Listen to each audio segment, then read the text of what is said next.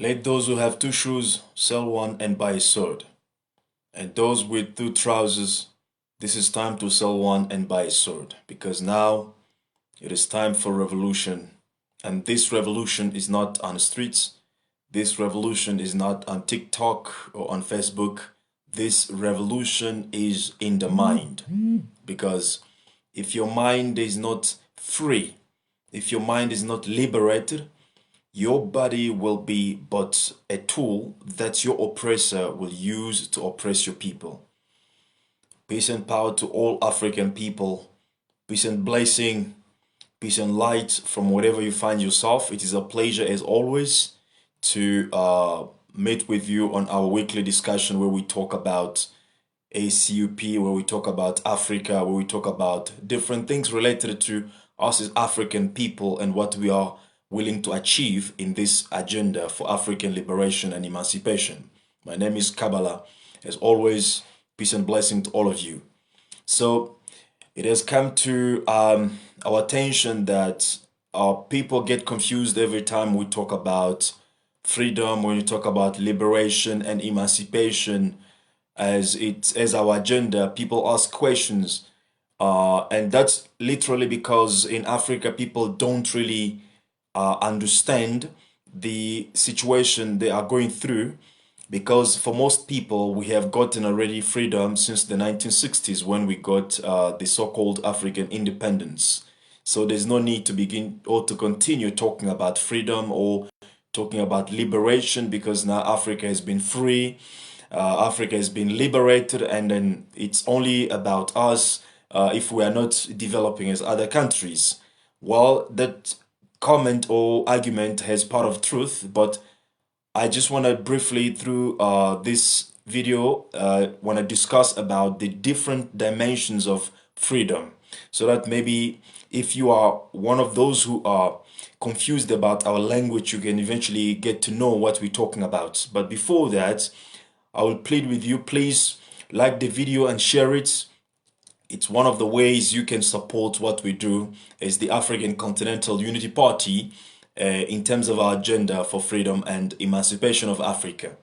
Now, as we talk about freedom, one thing that we need to understand is that there are two dimensions of freedom for every person who is in the condition of slavery or oppression. There are two dimensions of freedom, and everyone must achieve these two dimensions in order to get a complete freedom. Now, the first dimension is that of freedom of your body, and the second dimension is that of freedom of your mind. So maybe I should repeat that again. The first dimension of freedom is the freedom of your body, of your physical existence, and the second dimension of freedom is the freedom of your mind.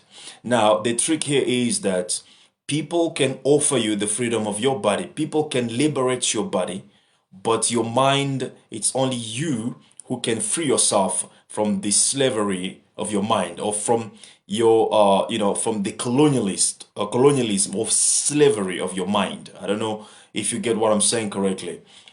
Please bear with me. I'm coming from French to English, so that I can meet up with you. So this is the point. You can be liberated physically by people, but the freedom of your mind, it's only you who can actually engineer that and make it happen.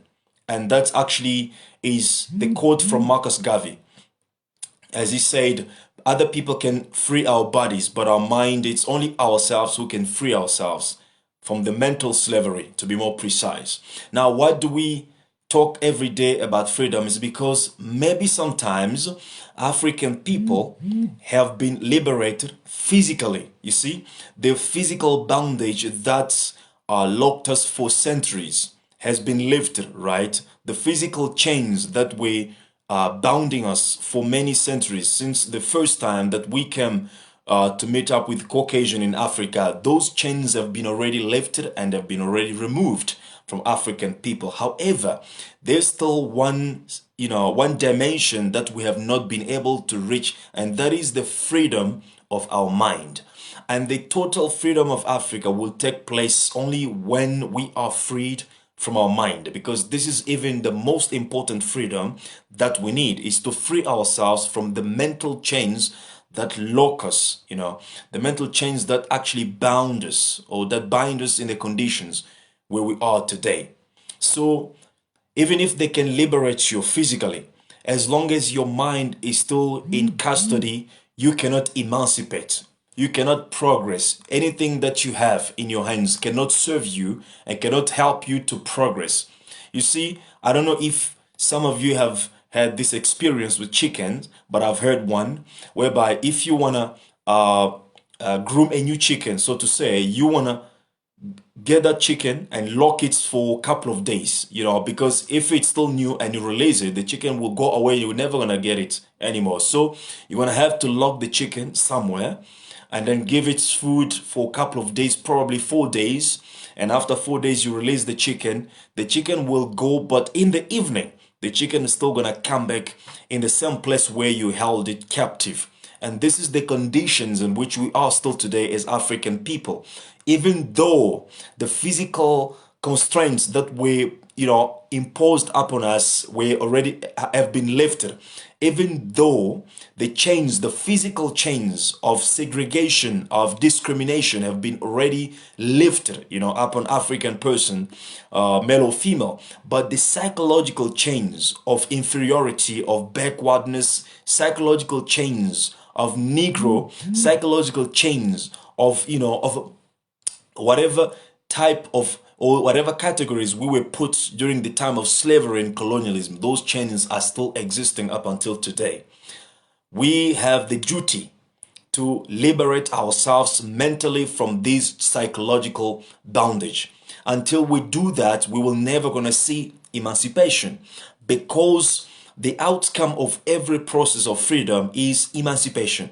When somebody is freed from all the constraints that opposed him or her before, when the person becomes now freed from those oppression or those constraints or those hindrances, the process of emancipation that other people call development will take place naturally and automatically. You can consider a fish in the water, because it finds itself in the right environment.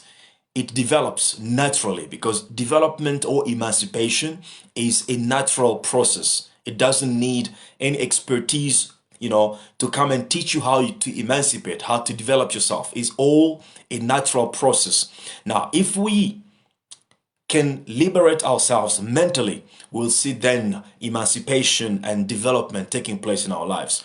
But as long as we're still dealing with psychological chains, even though we have been physically liberated, our situation as African people will be that of a chicken which has been freed, from the bondage, but is still coming back at the same place in the evening to be fed or to be given, a shelter. And that's the situation in which we are today as African people. When you look around the continent, so many things that we are doing as African people, our routines, every activities that we do, starting from our leaders to us at the grassroots levels, you will see that we are not yet free, mentally freed or emancipated. And sometimes we're still expecting other people to come and free us psychologically from the conditions where we are today. It's only ourselves who can free ourselves from the mental slavery. And how do you free yourself from mental slavery? Is education. It is the education that can free people from the mental slavery. Because, as I said, the freedom of the mind is the most important than the freedom of the body. Because when you analyze, when you try to understand a human being, how he has been conceived to function, you will realize that a human being is designed to function in the same way that your computer functions. Your computer need a software so that the hardware can now function according to what the software has been programmed to do. So We have the software, which is the mind, right? And the hardware is the body.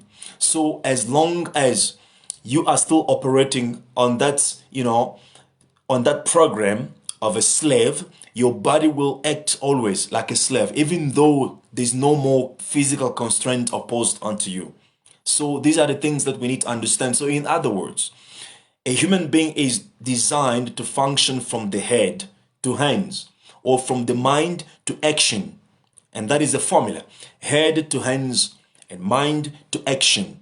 It means you need to conceive or to design your own reality through the imagination process that is allowed to every human being. And after you have created your imagination or your picture in your imagination, then you can now engage your body to bring that imagination or that picture that is in your mind in its physical form or realistic form. And that is the process through which every human being has gone through to make computers, to make cars, to make aeroplane, to make anything that the humanity is using today. You need to engage your mind and create your own reality, create your ideal picture, and then engage your bodies. But this mind cannot be able to create that picture that is going to serve you and save your people if the mind is still operating on the software of slavery or of colonialism. That is why we are emphasizing every day. That is why we are repeating every day that this revolution is not on the streets. Before you march down the streets, you must firstly engage your mind to be freed from your mind. And that is only you who are able, he's responsible for that freedom of your mind. And the right way to get it done is through education. When we talk about education, we don't only see sitting down and getting new information, even though that is part of it, but education, most importantly, in this contemporary period in which we're living today, education consists of unlearning, first of all the filth that we have been filled with by the colonial system or colonial educational system. Once you rid yourself with all those corrupt knowledge, then you can replace them with the correct knowledge, the knowledge that is actually congruent to your reality as an African person. The knowledge that can free yourself and that can be useful to your people. After you have gotten rid of the colonial knowledge that teaches you that you are inferior, or you were a monkey in the jungle of Africa, and then the Caucasian came and picked you up from the monkey and I gave you, the education, gave you the civilization, and I gave you religion, until you get rid of that filth. Then you'll be able to replace it with the correct knowledge that teaches you your contribution to the world civilization before European came out of the cages and wore shoes and lived in the house that had a window. You understand? So education is the key to free our mind. So, and we don't just talk about formal education. Today, in the world that is called information age today, if you can be ignorant, it's only your choice because you don't want to educate yourself. Knowledge is everywhere. Knowledge is everywhere. Knowledge everywhere. You can get it in your phone. You can get it on your laptop. You can get it everywhere. So it's just your choice if you remain ignorant. So now it is time for revolution.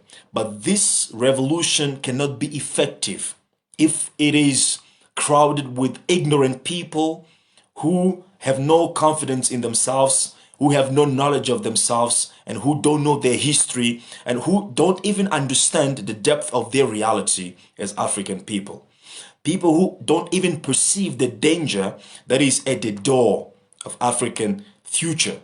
We cannot embark in this revolution successfully with this kind of people. That is why, before even we move further, we are emphasizing on the knowledge. Our people must be educated in order to free themselves from the mental slavery. Our people must be self-educating people who read consistently and regularly, people who are in that process of inquiring knowledge from the nature, because knowledge is part of the nature. Knowledge is the language of the nature. the one who discovers the knowledge in universe, is the one who actually inquire from the nature, is the one who observes the nature, the one who studied the nature, and then receives the inspiration, which is the knowledge. And the knowledge is universal. It belongs to everybody. You just need to stand up and begin to learn. Give yourself a discipline. I'm always telling people that this agenda of African liberation is a very serious business. It cannot be fulfilled by niggers who are lazy, even to read, to study, to educate themselves, people who are ineffective in any kind of things, people who don't have discipline.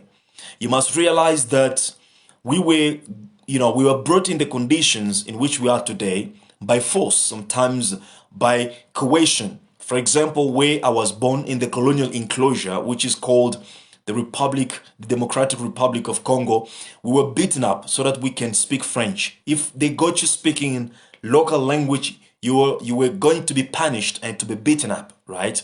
And they were indoctrinating us to become little French. And today, you cannot change our people from the current reality where we are today to become really people who are the masters of their own reality if we don't teach our people to be disciplined. If we are not starting from ourselves, if we are not disciplined to read regularly, to be improving ourselves on daily basis, to educate ourselves on daily basis, and to be thinking about our reality on daily basis, we cannot achieve this.